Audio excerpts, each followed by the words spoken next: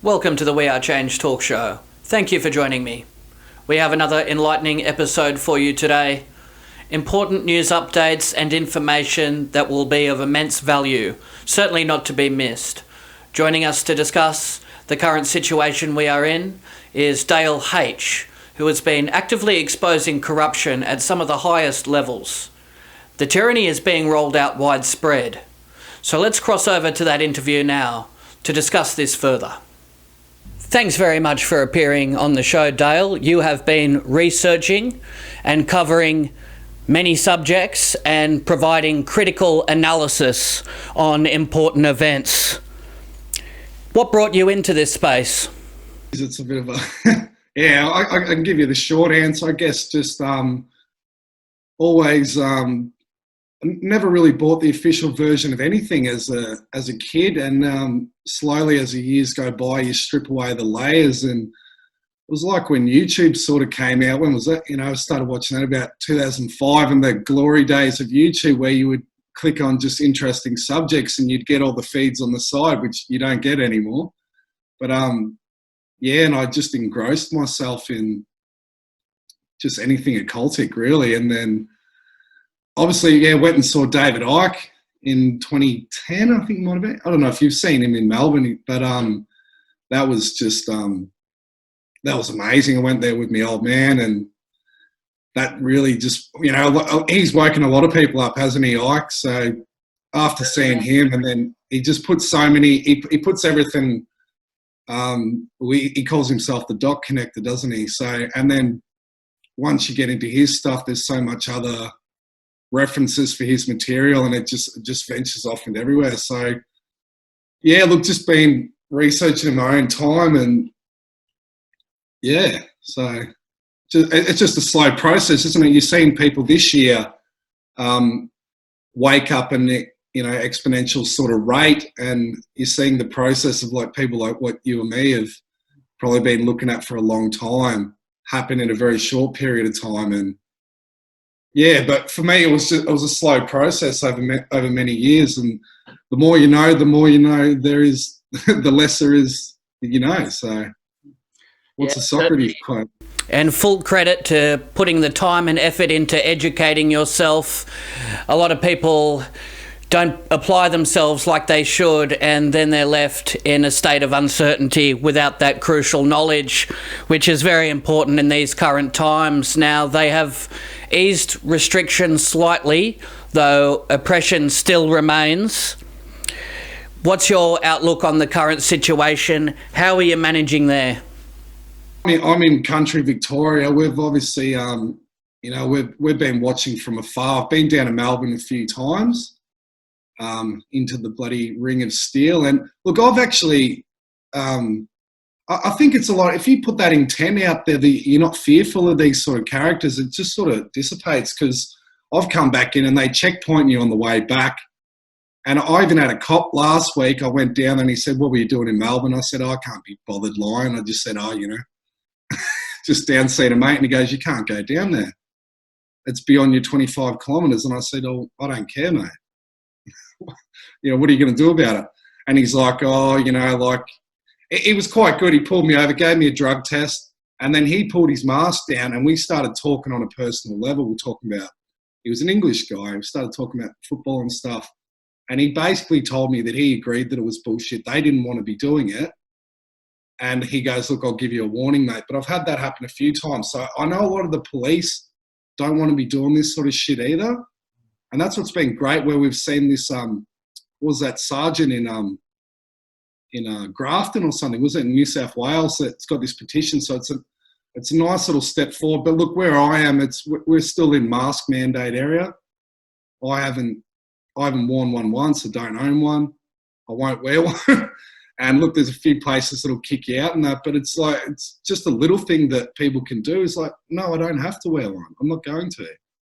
So yes, and that's good. Yeah, you're right. It's starting to ease a bit now, which is sort of good and it's sort of not good. You froze. And the way that I mean it's not good is because there was really a build-up of momentum that was starting to happen in Melbourne with one of the rallies where there was great numbers, and then just as that was happening, they eased off the restrictions, and everyone thinks that it's all good now. And I saw a lot of people saying, why are they still protesting? And like, you just don't get, if everything went back to complete normal, we need to continue protests, because we're not protesting against the lockdown. It's this entire system and their agenda, you know? Absolutely. We are far from out of the danger zone. People become complacent. They think they're out of the trouble, but no, there's still many agendas being implemented. We are still under the threat of multiple attacks, the New World Order, and everything that encompasses. But during your encounter, it was good that they actually dropped their guard and they revealed some information and brought some truth to light, because sadly, that is still a rarity at this point. Many people are still being abused for not wearing face coverings, travelling outside of their designated area, and not social distancing. So, yeah, many people are experiencing forms of harassment and abuse. What we did on the weekend, so I played cricket, right? So we're playing cricket, and I just don't take any notice of these rules. And then so I said, who's providing afternoon tea? And you're not allowed to. You've got to bring your own lunch now. And then so we were 10 overs into the game, so we're just allowed to start playing cricket now because it's only a small number in a team sport. And after 10 overs, the batsman takes his glove off and everyone starts walking off the field. I'm going, what is going on? And they go, you need, every 10 overs we have to come off and sanitise our hands. And I said, I turned around to my teammates and I said, you're not engaging in this bullshit, are you? Like, and everyone knows it's bullshit, but this is the top-down control to even where local sporting bodies are having to follow these directives all the way down. And I just said, I'm not going to wash. I haven't washed my hands once. It really is absurd, and it's not logical. A lot of these measures that are being put in place, as you said, sporting bodies, they're in fear of fines or people from the council overlooking the activity and any repercussions that can come from it. It feels like, people are walking on eggshells. They don't want to be attacked from either side, whether they are for the restrictions or against. It's very troubling, and we see a lot of business owners, they're trying to play by the book, and then the tyranny in turn gets pushed onto the consumers. We see customers being turned away during their meal because of time restrictions, all these limits being put on people. It really is outrageous. People are trying to contain themselves, and it's very frustrating trying to not lose your temper in these times. It really is trying, isn't it? So look, I had some lady the other day, I went into the BP just to get some fuel, and she turns around and she goes, we don't have to wear masks now, do we? I said, no, didn't you know COVID, it's finished, it's over. And she was fuming. But I even had a guy threaten to take me to the parking lot. He just started abusing me in the store. And look, for the most part, it's been pretty good, but I don't watch the mainstream news at all, but I can almost tell when there's been a story of something, because everything seems to be right. And then the next day I'll go out and I'm getting attacked. Yep. And it's like, there must have been a story on the news last night. But now you can see that, it's a lot of the other states in Australia have sort of not worried too much because, it's all happening in Victoria. They didn't know how to handle it. And I don't know what you think about this hotel quarantine thing. It's an absolute charade. There was no outbreak in the hotel. It's just another bloody bullshit narrative, but I think it can be one to also bring them down. But now you're seeing these states that have, they've been doing nothing. And then look, it's kicking off in South Australia now too. Yep, that's exactly right. And these hotel quarantine scandals, yeah, a lot of it is a distraction scenario. They want to get people's attention and take it away from the area that we really should be analysing. So that's very important. And yes, you're right. South Australia are receiving similar treatment to what we experienced here, with restrictions being enforced. The tyranny is being rolled out right across the board. And when people want to go back to some form of normality, yeah, you're right, we see people at the pubs, they're drinking schooners, taking their mask off in between sips. They're willing to, jump through these hoops, no matter how ridiculous they look. It's just to get back to this sort of some form of lifestyle that they're used to. But yes, it seems like nobody can escape this torture and what's being rolled out. They're the next victims, and with the dodgy test kits, we're bound to see the numbers rise over there. And look, they're kicking it off now in the UK too. What are they doing? 45 cycles within the PCR, and that's how it goes up and it goes down. And I found out last week through a friend here that, you know, their kid had the sniffles or whatever, had the COVID symptoms. They rang the doctor. The doctors don't see you, so they rang the COVID hotline. The COVID hotline said, don't get a test. Now, we're seeing in Victoria now, the agenda is to bring the numbers down. So we haven't had a case for 2 weeks or more, right? And I think this is how they're manipulating it now too. They're telling people not to get these tests. You're hearing Andrew say get the test, but then the COVID hotline saying not get the test, right? So if you're doing a certain number of tests, or, you know, they could change the cycles within the PCR of the amplification, and you just bring the test numbers down. But they're doing them in Victoria to say, look at Melbourne, this is the example for the world, this is how you do it. They did the same thing in New Zealand to go over here, and now they're going to kick it off in the... But look, as far as the COVID scam's it's completely debunked. It's got to the point, it's absolute absurdity now too, where they're saying Victorians, they're going to open up the state border next week, but if you leave the state, we're going to enforce the same sort of rules. It's like they're just poking the bear, and how stupid are the people? How much are they going to take? And I'm shocked that we've got to this point. It's quite sad actually in Australia, and particularly in Melbourne, of how little resistance we've shown. Like even, look what's happened in Europe. Like I lived in Eastern Europe, and they just don't tolerate that sort of shit over there. There was one in Belgrade, they tried to do a second lockdown. They're like, we're not going to put up with this shit. They were getting bombed 20 years ago. They know what tyranny is. Exactly. We don't know it here. We've had this subtle mind control for such a long period of time. But then if you look at the Strong Cities network that they've set up and shows the plan for this for such a long time, there was a minister called Tim Holding. I don't know if you remember him. It was around the early 2000s, right? And he was the police minister. And then also the emergency service minister, and he was setting up a lot of this apparatus, and also going to meet over in Israel and the US State Department, where they connected all these other strong city networks, where you're seeing all the rioting happening. And just look at the strong cities, and it's just a list of the agenda that they've chosen for these targets. And then, I'm looking at the CCP connection as well. Yes. So, and look, I'm quite confident a lot of this is coming out, because you look at the CCP connection with Trudeau, and now Trudeau in Canada is openly talking about Agenda 21, which, this was a conspiracy theory years ago. If you were bloody Pauline Hanson's talking about it, the Green New Deal, the Great Reset, they're just talking about this shit openly. But I'm seeing this Chinese connection too, especially now with the Hunter laptop that's come out. Yes. And they're showing now that Joe Biden, when he first came in the 70s as a senator, that he was getting funded by, I think it's called the BCI International Bank, right?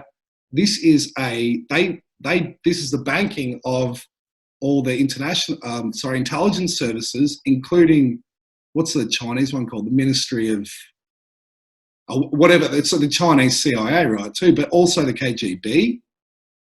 Now, why are they funding Joe Biden, right? They're funding Pakistani intelligence too, and this BCI that was funding Biden, this showing connections in with the intelligence, and then Hunter Biden was working on the boards with some of these intelligence operatives. So it looks like Hunter was being used as an agent for multiple intelligence agencies. When you get to the core, the intelligence agency, they're all one. Yes. See, I'm seeing people going, oh, it's China, it's China. It's not China. It is a global intelligence network. But it's quite encouraging now seeing we'll have to see what happens with this laptop. And then, they're also showing that now with what's happening with Dominion, right? Dominion software, this clearly rigged election. And then what are the other two elections we've just had recently? We've had the New Zealand election and we've had the Queensland state election, both using Dominion. So if they can prove that this Dominion has been flipping the votes, which if you listen to Sydney Powell, she's extremely confident. They obviously know we're going to have another state. If they're going to have to run another US election, we're going to have another one in Queensland. They're going to have another one in New Zealand. So look, I'm quietly confident about some of this stuff coming out, you know, and then also the CCP connection with Kevin Rudd. Yes. It's shown. And then the Paul Keating connection with Catherine Keating coming out of Epstein. Why did they film Catherine Keating? That guy was under surveillance for a long time, but they chose to show that picture of Catherine Keating come out. And then we had the Victorian Parliament talk about the suppression order, which I was so happy to see that. I never thought I'd see that day. So much information you've brought forward there. No, that is a wealth of information brought forward. They're all definitely linked in. We see corruption with the election. It's obviously rigged. The World Bank, World Health Organization, they're all linked in with the Bill and Melinda Gates Foundation. And it's all tied in with Agenda 21. They're trying to reduce the Earth's population. All important information that people should be researching, and they say never let a good crisis go to waste. They use the lockdown to ship in the facial recognition systems, technology and all its components. So yeah, all linked in. I could touch on with a bit of a personal one to me that people probably wouldn't know about as far as Agenda 21. Now, Agenda 21 is it's run through a centralised control system, right, through the UN, and then the subsidiaries that go down, but it's implemented through local council, right? So it's very easy for people to actually spot Agenda 21, and you can see them in your local council documents. So I've been reading over, I'm in Bendigo, and Agenda 21's been in play here for a long time. So I've worked in education, right? So we had a thing called, I didn't know this at the time, I knew there was something dodgy about it, because what they were doing didn't make sense. They called it the Bendigo Education Plan 2005, right? But it was being planned before that. And what they did, this was under the Labor government, I don't know if you remember, they put billions of dollars into new school development, right, at the time. And so all the schools here were ripped down over a period of about 3 or 4 years, and they built entire new schools, the whole city over, all the state secondary schools and some of the primaries as well. And they call these open learning centres, right? Smart buildings. And what they did, so when you and I went to school, you're probably about my age, yeah? 35? 31. 31, oh, sorry. Yeah, but we used to have the standard, these buildings were built, a lot of the old schools were built in the 50s and 60s, and they just had the corridors. Yep. And just rooms, right? And they bought in now they got these huge open learning centres where you'll have 5 or 6 classes going on at once. And I was looking, I'm going, why do they do this? Because it doesn't increase the education standards. They had their bullshit reasons for doing it. But then what I noticed was I read through some of the documents, and there was some people that weren't for what was happening, and they said security was one of the reasons, right? Now I'm like, why are they talking security? But the reason they redesign these buildings is the interconnectivity of devices and the new smart setup. And in my town, this was the first to implement this school system, and also the first in the world to roll out mandatory smart meters, right, in my town. So we were used as a bit of a guinea pig for this whole thing. And then they rebuilt a whole new bank building here, Bendigo Bank, same thing. They call it the Smart Open. And now we're seeing these buildings are popping up everywhere. And if you even look now, like a lot of the homes in these new estates, remember the old houses used to have a little kitchen, was your own room, all small rooms and corridors. Now everything's open living. Yep. And they've done this with these television shows where they show these new house designs. It's all open, and this is for the interconnectivity of these devices. It just shows you how long the planning's been. Open planned living spaces and how that's all designed. It's called open learning. You'll see this a lot around the world now, and they promote this open learning. And we see a lot of the Newspeak language. It's all very Orwellian, New Start and smart grid, smart cities, and people under the illusion that it is smart, advanced, and it's exactly what we need. They don't see the threat behind it. So that's very important, and how it's all linked in, and that will be applied with the social crediting score. People will be locked out and they won't have the opportunity to take public transport, anything like that, when they're docked on points, and they stray away from the guidelines implemented. With these apps too that they've done, like Uber, Airbnb, a lot of these apps where there's no cash being taken going from side to side. But what do you do with Airbnb? You have a stay, you do a rating, right? This is prepping for the social crediting. Same as Uber, you get a ride, you rate it. There's no cash. Yeah, these were the early ones that have done these little Silicon Valley, freaking organizations that were, they're seed funded by CIA as well. They're not little startups that have these brilliant ideas. And some of the reasons that people can be docked for points, it can be as simple as not social distancing, raising your voice in a public area. It can be cutting in line even, it's swearing in a public place, jaywalking, all these, it all adds up, and people score, it gets deducted from these points. And then when they're left, I'm screwed, mate. Yeah. And then they won't be able to log on to Facebook, use their internet. All these privileges will be denied. And then we'll see the flow-on effect. It's going to be disastrous. But do you know the thing though, Jeff, is because we can put an end to this shit, because if enough people don't put up with it, it can't happen. But the thing is, the infrastructure's been set up now. So what are we going to do? Because the infrastructure's on board, but exactly. We don't have to go along with it. But that's the technocracy they want. And there's been this thing over a period of years too, where the governments are corrupt, but they're showing you they're corrupt too, and they also want you to see that the government's bad. We need a technocracy. We need a world run by scientists and experts and computer models. But look at these computer models. What have they done? The bloody, like David Icke calls it, bullshit in, bullshit out. And we're seeing that with Dominion. You put bullshit into the computer, you get bullshit come back out. And I don't want to live in a bloody world run by AI and computers. That's for exactly us to right. merge it. It's not happening. I'll go to jail before that happens. Copies of the books. So all that remains is digital versions, which they can delete and alter at any given time. So that's the modern age, the digital book burning. It's a bit like the Spanish Inquisition that took part. And as history shows, whatever takes place, the ruler always writes history, his story, many origins of words, so much misconception. It's hard for one to get out of their zone and do research when people are being heavily censored, and the punishment and the tyranny on top. They're even calling for people that refuse vaccinations to be remained in lockdown or even prison time.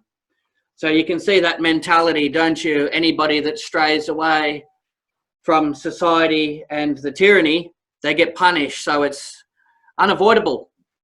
Have you seen the one with Ticketmaster that come out this week? That if you buy, so Ticketmaster's coming, but it's fantastic. You're just showing that all the where all these people, these organisations are at. That Ticketmaster's going to tell you can't go to an event again. Well, do you know what we do? We don't go to no bloody event. We vote with our money. I'm not going to go to a football game if I have to have a vaccine. I don't need that. That's exactly right. Yeah, but like you said about history too, like we don't freaking know history either. And they're talking about the Great Reset now, but how many resets have we had? Is this the Great Reset, or how often do we get reset? And we can never trust any of these trials, tests that are conducted. And even if it was true and correct that 90% safe and effective, that still isn't good enough. So 1 in 10 people are struck down with adverse reactions. That is unsatisfactory and very troubling. We see this new company, Moderna, step into the mix. They're on the 3rd round of vaccine development, and we've seen the first CEO was Fauci, another person that cannot be trusted. They're all linked in, Freemasonry, secret societies, and it is very much a dilemma for some people. Should they go ahead and receive the round of shots, or should they risk to sacrifice everything, their driver's license, employment and freedom? It's a terrifying thing that what is this vaccine about? Really, it's been the whole point of like how far you want to go is this is heading towards transhumanism. Yes. And this is what we want, and this AI and artificial force within the whole universe trying to assimilate us with that. Now, I don't want to go too far into that, but that's the agenda, and that's where it's heading, and that's what this force is. But yeah, look, I mean, like as far like with the vaccine, there's a doctor called Dr. Graham Downing, right? He's got a great interview. He talks about frontal lobe damage, right? So a lot of people don't want to hear. I probably shouldn't say it on here, I might get delayed, but like that disease that vaccines don't cause, right? This is damage to the frontal lobe. The frontal lobe, that's the human side, right? This empathy, emotion. And so what they've done, what they've also found too is with people that are in relationships with a psychopath or someone that has had trauma over a period of time, this changes frontal lobe activity, right? And if you think of the psychopath and the victim, this is what we're living through now. We've got a government. It's like the battered wife syndrome, right? We're sitting there, we're just copying more and more and more, but we don't know any other way, so we just keep going back. Well, these are our leaders. This is my husband that's abusing me, but I'll just keep going back. And this causes damage to the frontal lobe. What Graham Downing found too is that there's an AI side to this too, where they're introducing even things like paracetamol that you give to a baby. This causes damage to the frontal lobe as well, right? So what do they tell you when you've got a baby? When it's got a temperature and it's young, give it paracetamol. It's the last thing you want to be doing. And then they introduce these video games. This is where it's getting to the AI, right? And they've shown too, again, from overuse of gaming does damage again to the frontal lobe. So I'm looking at this attack on a certain part of the brain and the part of the brain that makes us human. So very interesting. That is groundbreaking research. I'm seeing this oppressor victim mindset, and the only way out of this is we need to drop that. We don't need to be ruled. We're infinite beings. We don't have a ruler. Like, who do you bow to? And this Daniel Andrews character, like, he's shown that he's an abuser. What are we going to do? Why would anyone listen to what he has to say? Why follow his rules? And then we saw the chief health officer the other day. This photo's circulating around. He's sitting out on the beach without a mask on. Fair enough. You shouldn't be wearing a mask. But they're his directives. Why are we following this? Exactly right. And very much a concern is the autistic-like characteristics that develop after an injection. We see this come out in a lot of healthy people, and exactly right, rewiring brain chemistry. We see that, and Dan Andrews fits all the traits of a psychopath if you look at that profile. All this is very concerning, and that's right, the frontal lobe, all the feelings, thoughts and reactions. Yes, we see a lot of outlandish behaviour coming from people, the aggression, violent mood swings, and that can all be attributed to adverse reactions from this injection. 100%, and you got to think what are they trying to do with this injection? This is to alter the human as well too. But I think it's like what did Huxley say too about like the pharmaceutical making them happy through pharmaceuticals too, and that who said they can't induce some of this sort of stuff with these RNA vaccines, that you're going to love your servitude. Yes, that's absolutely right. Brave New World. And that was very prophetic. And that's exactly what's coming into place. We see the Big Brother surveillance systems. We see the dependence on pharmaceuticals. We see the constant propaganda. We see the initiatives that are put in place for people to dob in neighbours and snitch on others. They want children to dob in their parents as well. And there's rewards that are put in place for people that do so. That is a very dishonest system when you have people that are incentivised to dob in and snitch on others. That goes against every trait the Australians have. You know, it goes against our spirit, and all of our complete being. You're supposed to look after one another, not try and look for an opportunity where you can report them to authorities so you can have some sort of cash bonus on top.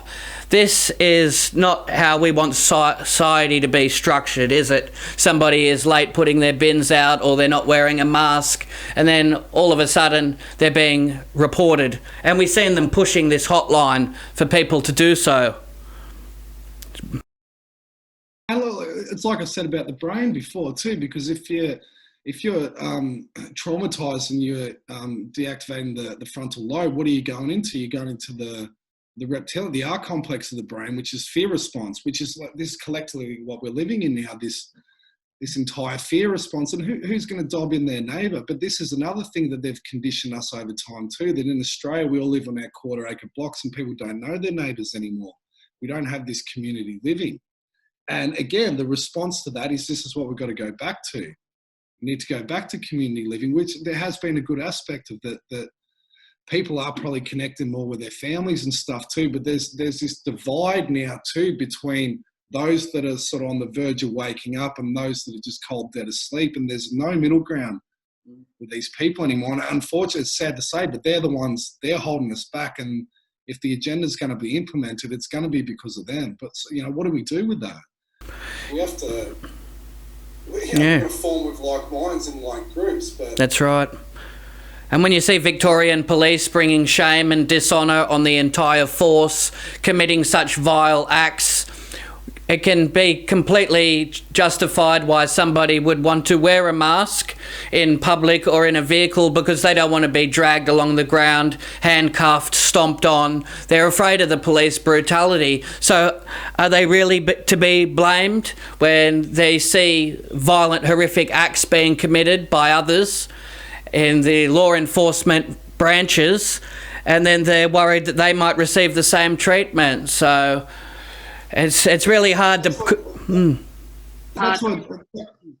Yeah, David Icke always talks about this whole top down of acquiesce, trying to control you, and then acquiescing and control acquiesce. But then, like Mark Passio talks about that.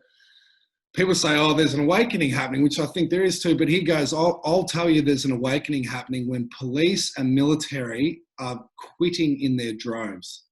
And is it going to have to get to that point? Because these people, I know the excuse of like, it's just for a paycheck, but I'm sorry, like I couldn't do that for a job. The moment I'm asked to do something like that. Yep. What does that mean? Well, that's right. However, a lot of them are compromised, because you see people from law enforcement and government, they're all linked in with secret societies, Freemasonry, so they're all on the same page. So when they go to their meetings, they say, okay, this is the agenda that's being implemented.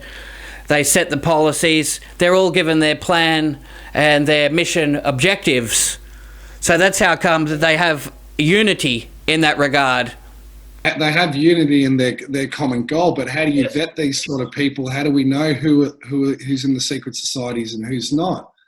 And like, I think as far as like Victoria, as trusting the police, people just need to read Raina Michaelson's testimony and then tell me about like why you would follow the Victorian police. I'm not saying all Victorian police are involved, but there is an element within Victoria Police that is involved in covering up of pedophilia, and they've got key positions in these. So like with Raina Michael, this was going down to the Mornington Peninsula Childcare Centre too, where the children were alleged to be taken into actual police places and being abused by police and being filmed. And this is this wasn't that long ago, and this shit hasn't stopped her. And I saw you did that you did an interview with Lizzie Rose, right? Just about to mention that. I've got that noted down. I appreciate you airing a portion of my interview with Lizzie. The tunnels are of an immense concern. One of my clips, They're using these passageways. Some of the uses include trafficking children, sacrifices, all types of rituals. And it was surprising to see Fiona Patton lift up a trap door and take a photo. And that was all in the same week. So that was very eye-opening. I'm with that, mate. What do you think? Because Right. So Patton, she signed on the omnibus, didn't she? Yes, she stabbed everybody in the back. So, and this is a thing too. So anyone that's got the signatory on that, I'm sorry, but when the guillotine comes, your name's on that and you're done for treason. So That's this exactly is how right. serious it is, because that is a treasonous act. But then she puts up this, for people who haven't seen it was on her Instagram, right? Everyone's doing the round. And she's put up a trapdoor. What did she write? Some weird tunnels in Spring Street or something. Yes, that's absolutely right, alluding to the fact that there are myths surrounding this, and who knows what's in there. It looks like she will go in on a solo investigation. Very, very scary situation there. And I've interviewed Fiona Patton as well on a different matter, and she seemed nice and trustworthy, like many do, until they're put in a position of power, and then it's a complete betrayal on the people that put them there. So yes, I don't think that's Patton putting that out. No. Someone's told her to put that out, and like, who's she working for, and what's this really about, and is this part of some sort of disclosure, or I don't think that's Patton putting that out. No. Someone's told her to put that out, and like, who's she working for, and what's this really about, and is this part of some sort of disclosure, or is it revelation of the method where they sort of have to tell you? But like, it's quite a weird thing to do that. But you look at Melbourne's got an extensive tunnel system from what I've heard, and where I live the same too. But I know like Fiona Barnett talks about it, her experience, and hers seems to be this US sort of controlled CIA international pedophile network, right? Linking in with Australia and ASIO. But I've heard elsewhere too that the links in with Melbourne is more to do with the aristocracy and European sort of pedophile network, right? Yes. So this could be, it seems to be an older infrastructure as well. And Sydney and sort of Wollongong seems to be more connected with this sort of CIA run pedophile network. But I know up where I live, we've got massive, so Bendigo's a gold mining town, right? And we've had there's been some crazy shit around here. We've had we had an earthquake in Wedderburn the other day. There's been one in Broadford, which is just near the Puckapunyal military base. Oh, okay. Yeah, but the tunnel networks here are quite old too. So we used to have an old military barracks in town too, but I know I've actually had friends that have been in one of the tunnels that connects the old boys' home and girls' home in the town. That's very interesting. Yeah, right. Yes. And then Rachel Vaughan has mentioned to me too that they use sort of adjacent markings with some of the streets where they use the word terrace, and these are both on terraces. And I know that one of these links into the cathedral in town, which is a very old cathedral too. So look, these tunnel networks they're vast, right? Yes, very intricate passageways, and you can see that's very alarming when you see a orphanage or a boys' home, and then there's an offshoot, a trapdoor into a tunnel system, a labyrinth, and it crisscrosses underneath the city. It can go to Freemason lodges, to hospitals, all the way through to courthouses, and then underground dungeons with an altar. And I would imagine there would be, camera systems under there as well. So if anybody penetrates a restricted area, they would be notified of that. I'm sure they would have some sort of system set up around the perimeter. But yes, there's a lot of tunnel goers, a lot of teenagers as well. They like to go underground. They take backpacks and torches, because it makes for interesting viewing sometimes on YouTube. But yes, more exploration is needed, and certain times to be, following this, very important. But yes, it seems common practice under every capital city and other areas as well.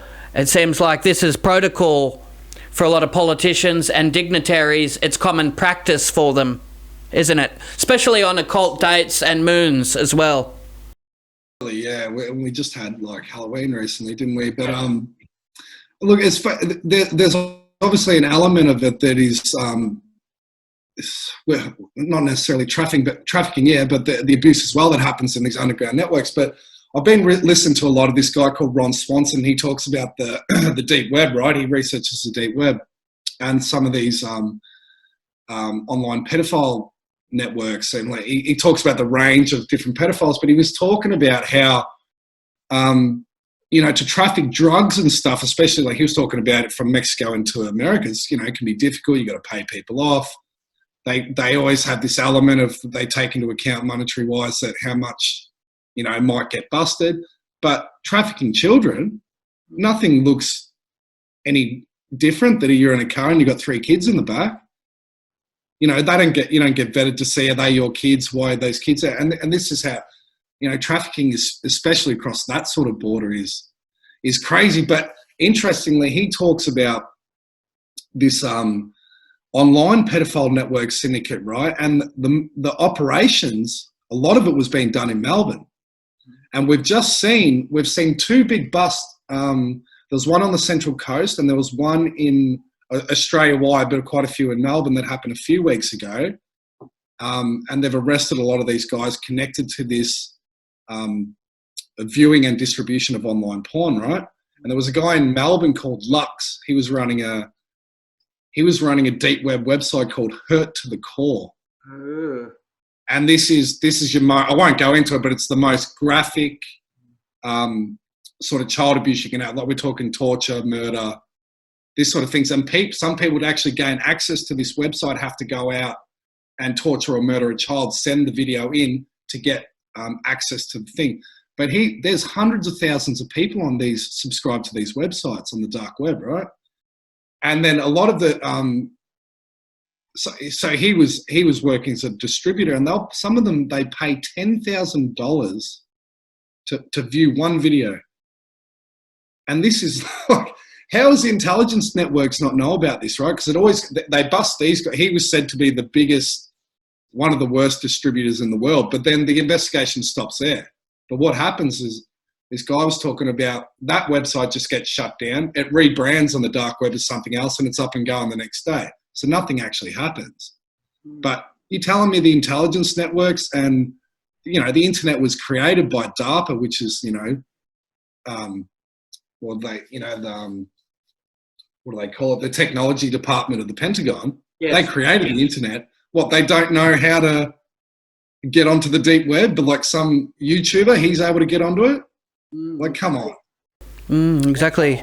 Defence and research projects. But yes, it's very, very unsettling to think what's on that dark web, and people like ourselves and many others, they wouldn't understand the thought process behind somebody logging on and wanting to view such material. It really is shocking. And we see in the Wayfair scandal as well, we see prices for furniture and other items really expensive, and they seem there is an ulterior system that's put in place where it's the sale of children, but it's listed under different items for sale on websites.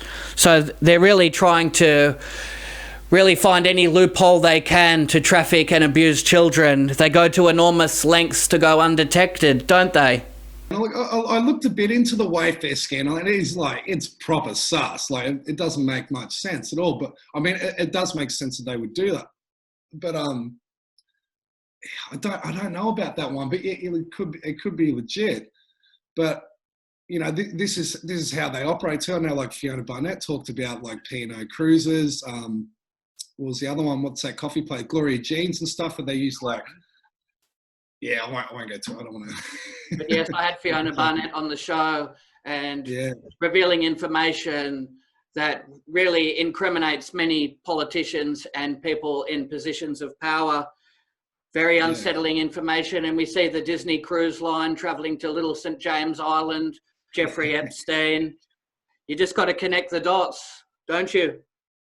That's right. And look what's been implemented now with Epstein too, and now they were talking that Kevin Rudd was on this board with John Kerry, Henry Kissinger, and Ehud Barak, that receiving money off Jeffrey Epstein. So I'm seeing another link in here with Australia too.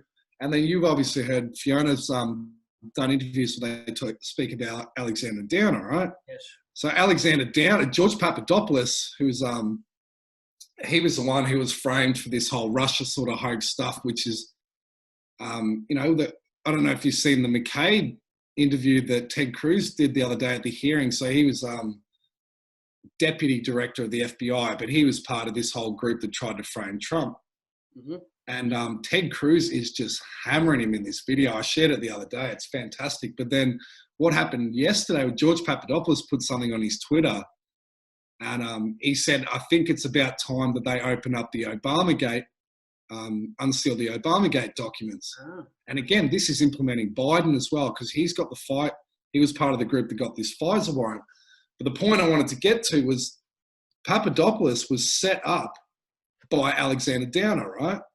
Who was working in the UK at the time. And that's what happens with these characters. That once they're out of government, when you're on the secret society network, you're in the cult to the day you die. And he was doing his job. So he was working as a bloody spy. So what Papadopoulos has said, he said, I think it's about time they release the documents, and then people are going to be shocked about Alexander Downer and who this character really is, right? Yeah, so, many skeletons in a lot of their closets. And so I think he's shitting his pants down. Absolutely. So he should be. It's all cloak and dagger activity taking place at these lodges, and many missions to compromise people, blackmail, secret videotapes. It covers a long line of methods used to obtain information and use people and get leverage over the top. That's the way it's all been structured. It's always like that. We see it in many of the initiation rituals as well. They've gone to every measure and every level to ensure that their secrets are kept within these lodges as well, and that the agendas are always followed. So nobody can deviate from the plan, because then videotapes will emerge, and you can even see some people that don't follow the orders. Next minute, they'll end up in tabloids, in magazines. They've got many ways and multiple resources at their disposal, don't they? Absolutely, yeah. And you look at, like, who's the media been going after the last few years in Australia? It's like Craig McLachlan, right? Yes. I always worry about him. I don't know anything, but like, he was on Young Talent Time, wasn't he, Craig McLachlan? He was on Neighbours. I find it interesting that they're sort of been hammering him too. And one of the things that the satanic element like to do is they love to accuse you of what they do, right? Yes. So he's been accused of sexual assault. But mate, Australia's it's a filthy place. I think we're going to find an element of how significant Australia is to this global network, especially as far as the human trafficking sort of side of things, and the real power that, you know, sort of lies in the world. I know everyone thinks America's the power because, you know, they're the military element of the power, aren't they? Very much so. You know, you got the Trinity, with obviously the, you know, Rome being the spiritual, and then the City of London being the financial. But where does Australia sit in this as well too? Yes, all good questions that must be raised. And that Craig McLachlan, it is a little bit suspicious when you see him dressed up as a transvestite in the Rocky Horror Picture Show. There are definitely some suspicions there. But it could also definitely be a distraction scenario that we always see, trying to deflect attention. We always see that as well. So, yeah, it definitely raises some concerns. Yeah, and I don't know if I even should have sort of brought that up. I just sort of felt that it's been interesting that, you know, that they've hammered him too. Look, I tend to think Craig McLachlan's probably not a bad guy, but we do know the other bloody Melbourne media people that have been accused by Fiona and such as well, don't we? And they're still running rampant, and they have worked in the same circles, and in you know, the entertainment field, haven't they, with Craig McLachlan? Absolutely. And something else that I always find very disturbing is when you look at people like Sir Rolf Harris, Sir Jimmy Savile, and anybody that's been given this knighthood. They're called pedo medals, Fiona Barnett has said before. and anybody that commits these heinous acts on children, they seem to be commended and praised for that. And that always makes me look at other people that have received this knighthood and question them. What sick, depraved acts did they have to commit and vile atrocities to receive such commendations? And when you look at people like Sir David Attenborough, I just don't know anymore when you think about it. You know, did you see Attenborough?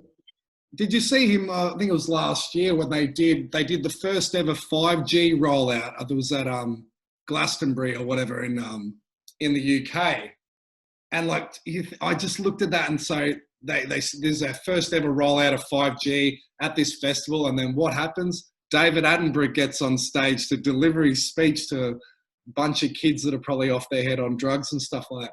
And I'm like, there's got to be this element of mind control that's happening here too, especially when you look at what Tavistock and stuff like that did in the 60s, and Laurel Canyon with the CIA, and they started this whole sort of Woodstock sort of movement too. And I'm like, and then you look at,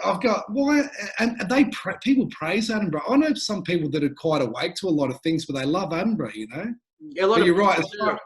And any time someone tries to come across really innocent and really sweet, charming, then sometimes that's just a cover as well. Not saying that it is, but there's always a level of doubt when it comes to anybody that's received this knighthood. That is the main underlying fact. 100% right. If you get the knighthood, that's a big red flag. And then, who was the other one, buddy, that was connected in with the Madeleine McCann thing? They're saying like Sir Clement Freud, right? Sigmund Freud's. Exactly. But like in Australia, we've got I always look to people that have knocked back the knighthood, right? So you got like people like David Bowie. That's interesting. Did John Lennon knock it back as well? Maybe he did. I'm not sure, but he never got one, right? But then you got in Australia, it's the equivalent is the Order of Australia, right? Yes, it's the same thing, isn't it? And you look at some of the people that are on that list as well. Exactly right, and all linked in with these royal bloodlines. And you even seen Tony Abbott as well handing that Order of Australia out. And didn't he give it to Prince Philip? That's exactly right. 100%. That was the biggest piss take ever, wasn't it? It was good memory for remembering that. That's absolutely what happens. And the public didn't like that either. It's like, Prince Philip getting the Order of Australia, like for his services too, Yes. And like what a character that guy is too, his relationship with Savile, but he was the nephew of Lord Mountbatten as well, that was connected to Kincora Boys Home. But that's what's happened with the Savile case now too. They had this inquiry for years. Nothing bloody happened. They had to change the person at the head 4 times over because not Margaret Thatcher, who was the previous Prime Minister, Theresa May. People forget this too. She appointed these bloody people that were connected in with the pedophiles that they were supposed to be investigating. And then what happened to Theresa May? She became Prime Minister after it. Yes, that's exactly right. It's an absolute shit show. But, what they do with these investigations is they draw them out so bloody long that everyone just forgets. And then they'll write the report. And it's the same thing what's happening with the COVID sort of stuff too, is that, if you had tried to implement this in a few weeks, but like now everyone's so used to this. This is, the new normal. Absolutely. They've been conditioned and programmed to accept this sort of treatment as normal, to make sure you've got a mask on before you leave your house, to always keep a distance from people. They've been brainwashed, and then it's hard to reverse that. Even if they were to come out and say, no, there's been no cases, everything's back to how it was, you'd still see people wearing masks. That will not change now. And then we see Dan Andrews saying that that'll be a normal part of the culture. And it's so upsetting. Fauci came out, I think it was yesterday, and said that even now after you get the vaccine, this is the abuser again, people just taking it. Even after the vaccine, I think masks are here to stay. So there's a lot. So we're being told that nothing goes back to normal until we get the vaccine. Now we're getting told you're going to get the vaccine and it's still not going back to normal, which was always the plan anyway. They just shift it, But Exactly. And this Fauci guy needs to be in jail. He certainly does. And I think when he threw that curveball, remember when he threw that baseball at the opener there, I think that was a secret sign, as if to say it was a metaphor. He is throwing a curveball. So, it could have been something more to that.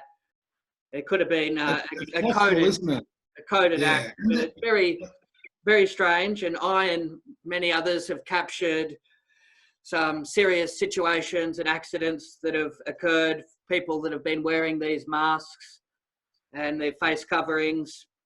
Yeah, I saw that one you did in the shopping centre, mate. Yeah, disturbing incidences that have occurred during this crisis, people collapsing and being rendered unconscious. Yeah, it's very sad. It's all due to the application of these masks. And it's fair to say that this would be occurring in shopping malls right across the country, I would imagine. Yeah, well, that's right. Like Del Bigtree did, he did a video with his son, healthy young kid, and they put a mask on him and they were just monitoring his oxygen intake or his oxygen levels, and I can't remember the percentage, but it dramatically dropped to the point where they said if he was wearing this for several hours, that would be a serious problem. And this is a young, healthy kid, right? And unfortunately, if you're seeing now that a lot of the most indoctrinated are the elderly, and I think because when you get older, what do? A lot of them just sort of sit around and watch TV all day. So they're just being psychologically abused. And then, I saw like a lady the other day walking with a walking frame down the road and she's got her bloody mask on. I'm like, it's disgusting, but like people need to be held accountable for this. This bloody Brett Sutton, he hasn't got a mask on. Some old lady's walking down the road, struggling to breathe. He needs to go to jail as well too, this Sutton character. Absolutely. And look, the ladies love him, he's got a nice smile on that. That's the bloody indoctrination. So does, all these newsreaders, they've got a beautiful hair and a pretty smile. It's not the truth. It's all and propaganda. That adds to the fact and contributes as to why he would be likable. It's only because people are naive to that fact of the sinister activity taking place behind the scenes, but we see the establishment continues to push their agenda regardless of how many people are victimised.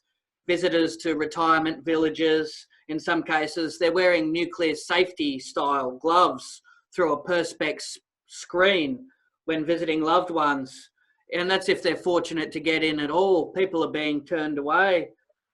They feel like breaking their loved ones out of such facilities. It's really heartbreaking what's taking place on the elderly, isn't it?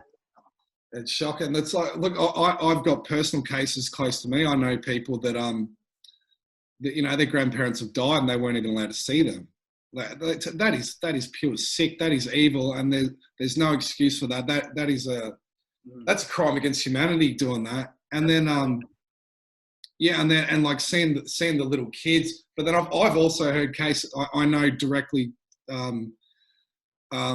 through someone I know as well too, that they did get offered money to put COVID on the death certificate, and luckily they didn't take it. But I mean, look, the scams, it's so exposed. It's like, I don't even really want to talk about it. It's like, how much more you can't show people this anymore if they're not willing to if they're not willing to go out and find the information, or they're not willing to look at it. What are you going to do? We can't worry about those people anymore. Absolutely. How much information do they need to make an informed decision and realise that this is all a pandemic and it's all staged, a criminal operation that's been orchestrated here? What does it take before people have that awakening? It really makes people ask that question. And how much more injustices can be pushed down. We see people, they're forbidden to worship at their local church. For some people, that's their only social interaction that they afford themselves. I mean, they're trying to break people down spiritually as well, aren't they? 100%. It's all spiritual in the end too. And it's interesting if you look in America as well too, because America is quite a religious nation, right? And I've got friends over there that are sort of pretty strong sort of Christians and stuff too. And with the shutting down by a lot of the governors of these churches and that too, that is their life for a lot of people. And that's why, that Trump's drawn in so much of that, that Christian group and other religious groups too, like a lot of the Jewish Orthodox and stuff too. They're very, very sort of pro-Trump and that as well too. So what are you going to do if supposedly Biden comes in? But, like they're a dangerous, that Christian element in America, because, they say there's like 40, 50, 70 million, like pretty fundamental Christians in America, and they're freaking armed and they know their rights. And we've lost our rights over here. We don't know our rights. We think we've got, tell an Australian to cite any part of the Constitution. They can't do it. Most people don't even know we have a Constitution, But, in America, that is inbred into you too.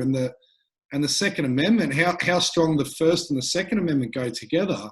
And we had it torn away from us in 96 under a false flag. I think, they did it at the same time they did the Dunblane one as well in the UK.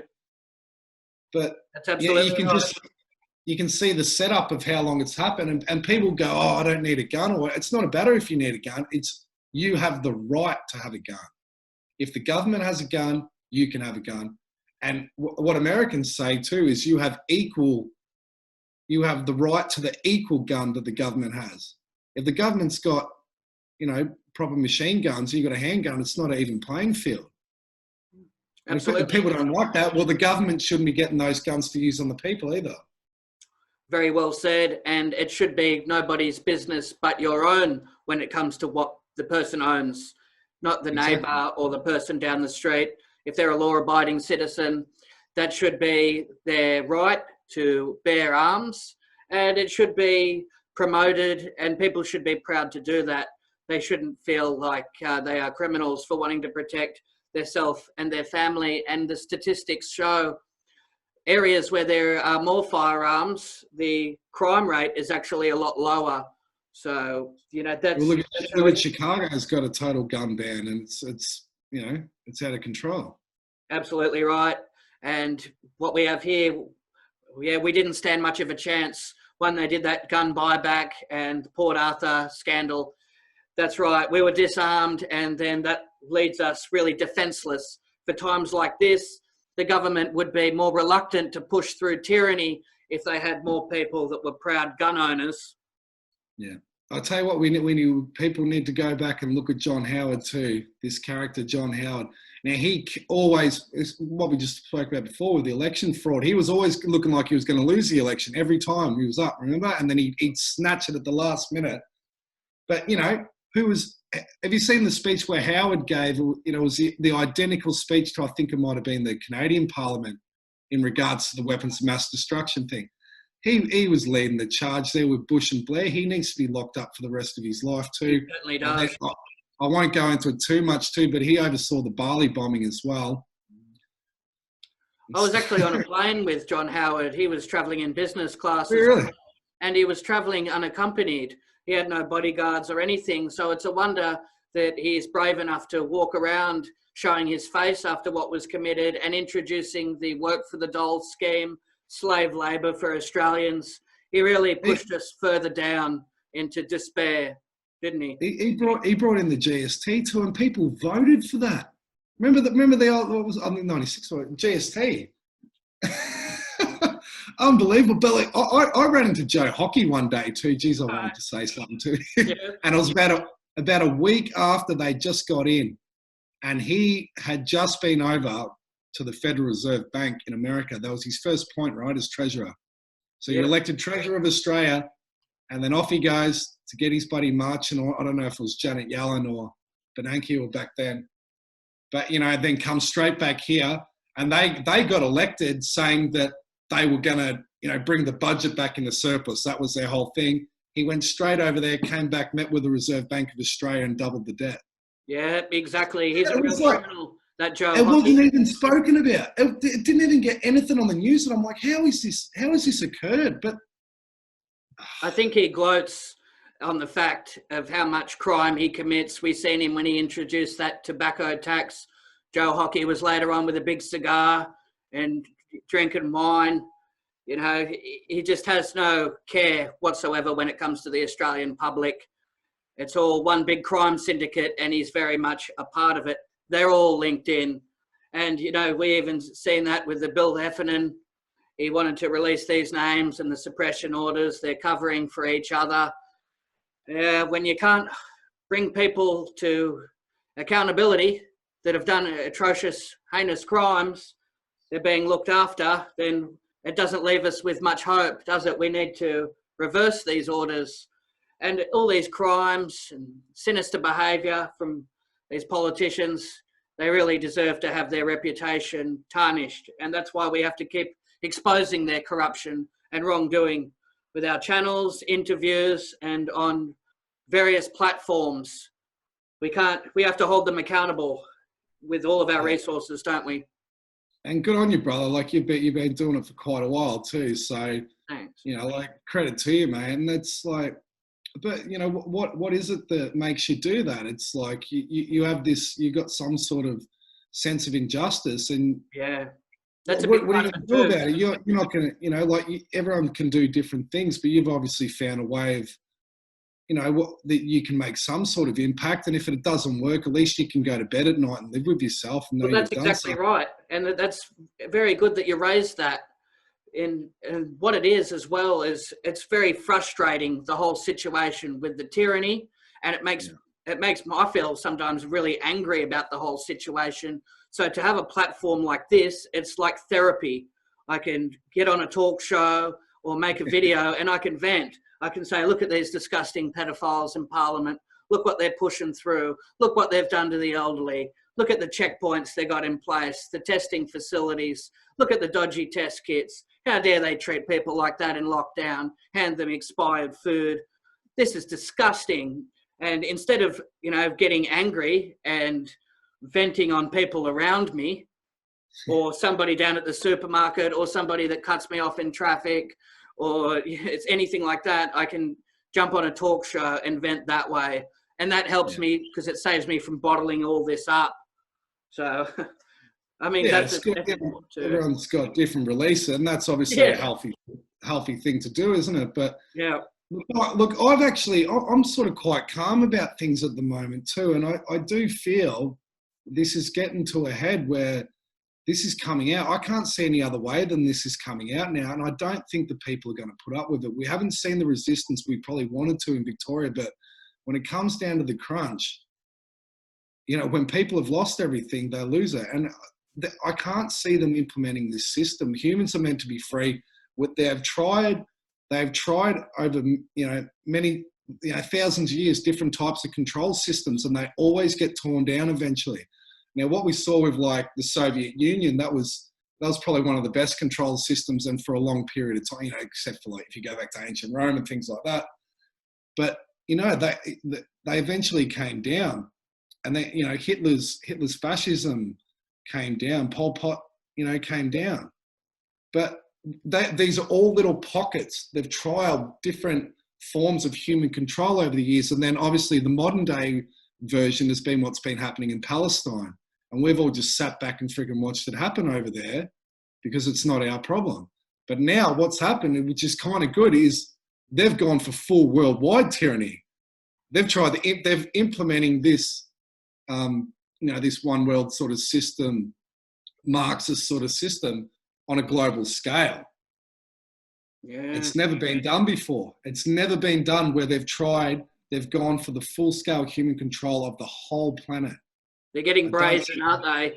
And they've shown their cards. Yeah, exactly. And we said this omnibus bill, they're even looking at famous style facilities, a concentration camp where anybody that denies this whole agenda or they deny the COVID situation, they'll be put into a re-education facility with a package that could include torture. I mean, they're really pushing it to as far as they can go when they start trying to roll stuff out like that. We look at that. Are you concerned about a FEMA camp that will be implemented in future? Truth tellers will be confined to this? Yeah, look, and like Alex Jones was going on about this bloody years ago, wasn't there? Putting FEMA, but look, you know, it is part of the bloody plan too. We've seen this in New Zealand, Canada. I know directly that they are doing up facilities in Melbourne.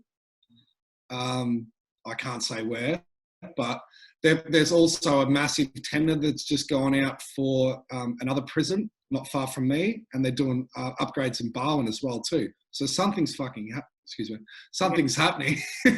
Something's happening, right? Who they're going to be for, I don't know. I'd hope to think they're for the politicians eventually. If we can freaking take down this system, that'd be a nice way to twist it on them. But I mean, what do? You can't have fear about these things. The way forward is not to acquiesce. Yeah. What are they going to do? At the end of the day, I'm not going to change anything I do. And if I happen to get locked up in a camp for it, then so be it. But if enough people have that courage, then they can't do it. They can't get us all. That's very brave, and more people need to exhibit that type of courage. The state of emergency is still in place. It's still very unsettling. We are far from out of the troubling times that we're in. Hopefully we don't end up in these facilities. I'll probably we could be cellmates, Jeff. We'd be cellmates. Stay vigilant, continue to support each other. Outstanding interview, powerful broadcast. Thanks once again for coming on the show, and all the best for the future. Thanks, brother.